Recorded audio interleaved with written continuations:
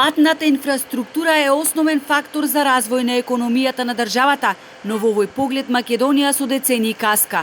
Се вози по стари и небезбедни патишта кои дури сега интензивно почнуваат да се средуваат. Експертите ја поздравија брзата динамика на изградбата на автопатот Кичево-Охрид.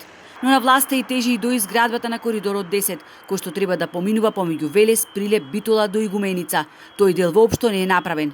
Плетвар е тесно грло, а магистралниот пат Битола-Охрид е во лоша состојба. И тоа е само еден пример. Кога временските услови се лоши, возачите се соочуваат со одрони, лизгави коловози и низа други опасности.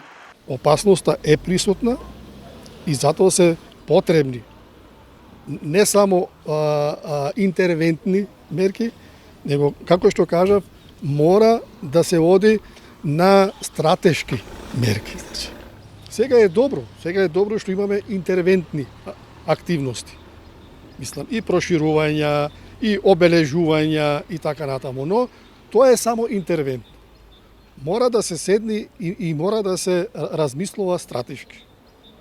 И тоа е иднината на патната инфраструктура на Охрид, особено Охрид како туристички центар. И 57 километри од автопатот Кичево-Охрид, на кој интензивно се работи, а се гради цели 11 години, требаше да биде готов во 2018-та. Ресорниот министер уверен дека до крај на идната година ќе се вози понов автопат, а најдоса до почетокот на јули ќе биде пуштена во употреба делницата од Врбјани до Охрид, со еден прекин кај селото Ботун. За таа цел сообраќајот се одвива по стариот пат.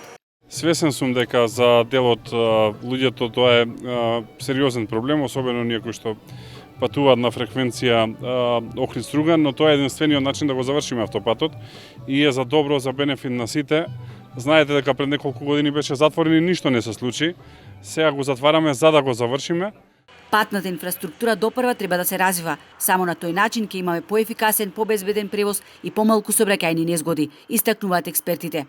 Во стручната и научната фела уште постојат недоумици дали ни требаат нови патишта или одржување на постојните. Тоа се две прашања различни. Јас, ако лично ме прашате, јас сакам да има нови патишта, посебно нови автопатишта, да ја поврзат државата со околните држави, значи регионот да биде поврзан, а исто така процесот на одржување да не застанува. Не помалку важни се и локалните и регионални патишта, но сите општини не се еднакво економски силни, затоа е добро да се здружуваат на регионално ниво. Само така ќе успеат заеднички да ја подобрат патната инфраструктура, оценуваат експертите.